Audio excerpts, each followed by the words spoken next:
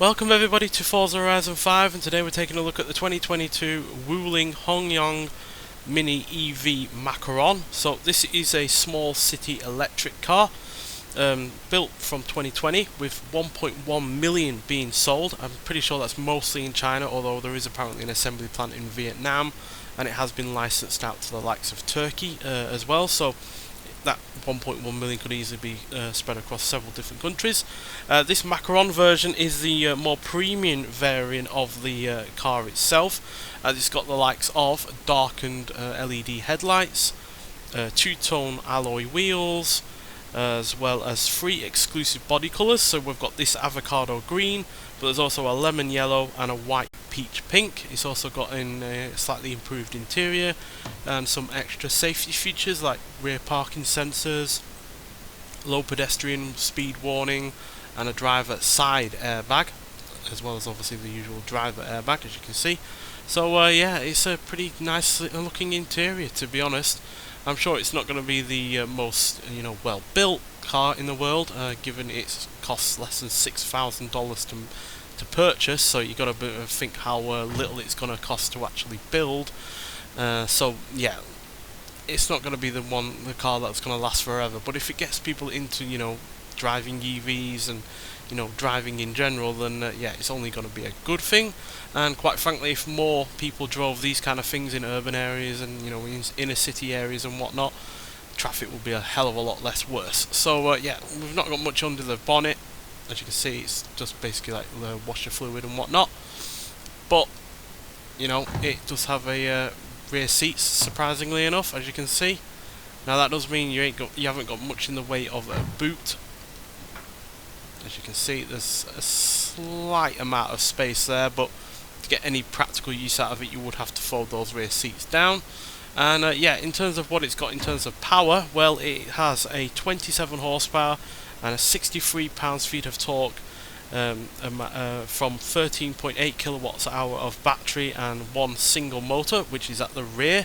So yes, this is rear-engined and rear-wheel drive to all intents and purposes. So yeah, that's basically got a mini EV Porsche 911. I'm gonna say it.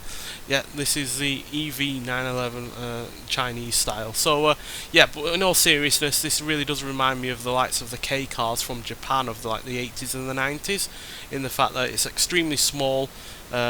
Not going to be good for motorway driving or anything like that, but for inner city driving it's going to be perfect. And because it's electric, it's got nothing up front to stop those wheels turning as much as possible, so it is actually quite agile. And it only weighs 1,543 pounds as well, so incredibly lightweight and really small wheelbase, and it's going to have a good turning circle as well, so it's perfect for city driving.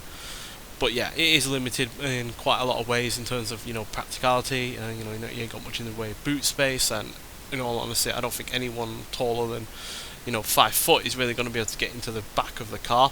But they've packaged it quite well, to be honest. The wheels are right up against the ends of the car, and yeah, wherever the batteries and the motor are and whatnot are clearly not impeding too much in terms of the interior. So yeah, in terms of packaging and the fact that it looks as cute as it does, yeah, Wuling have done a pretty good job, to be honest. So let's get out onto the open road and see what this car can do.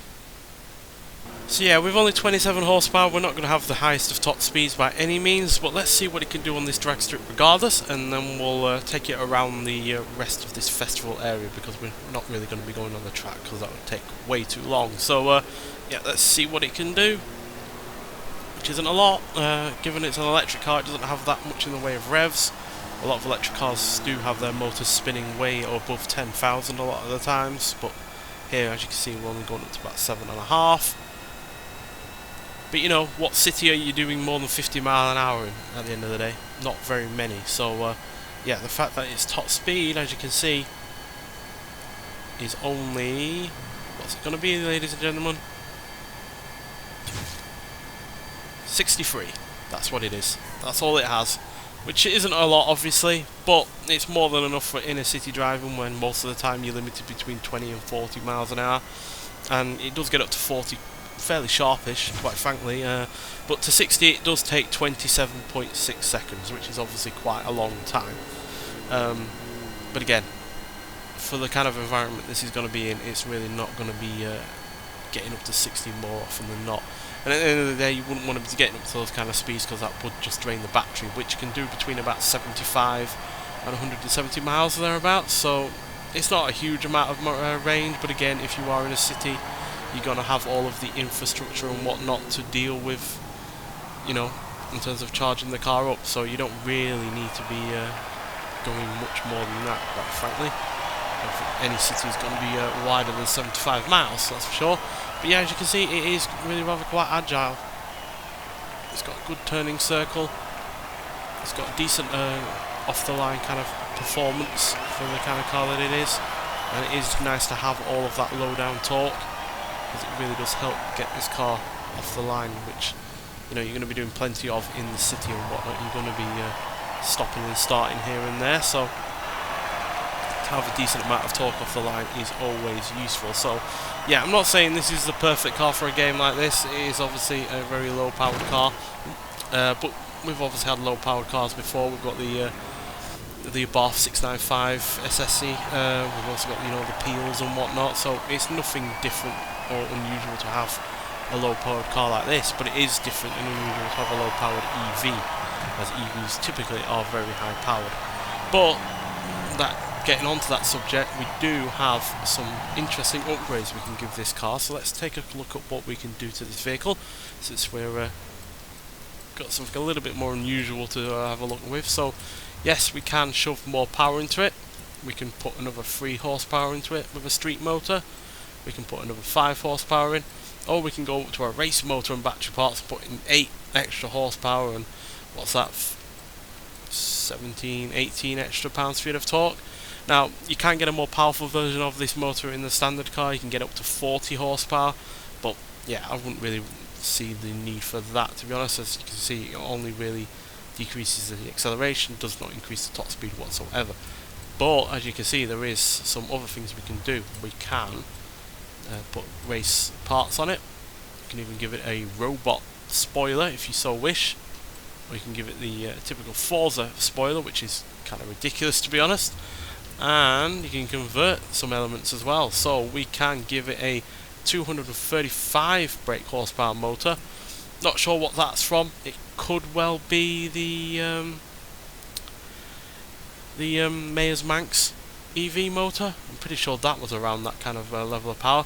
But you can also go all the way up to 261 horsepower and 741 pounds-feet of torque, which, yeah, in this kind of car would be ridiculous. It certainly makes a difference in terms of top speed going up to 103. But you can also convert it into a new body kit, which actually looks pretty cool, to be honest. I like the look of that. It does change the overall stance of the car, but it does look pretty cool as well. Obviously that would increase the weight somewhat, but yeah, it does look pretty nice.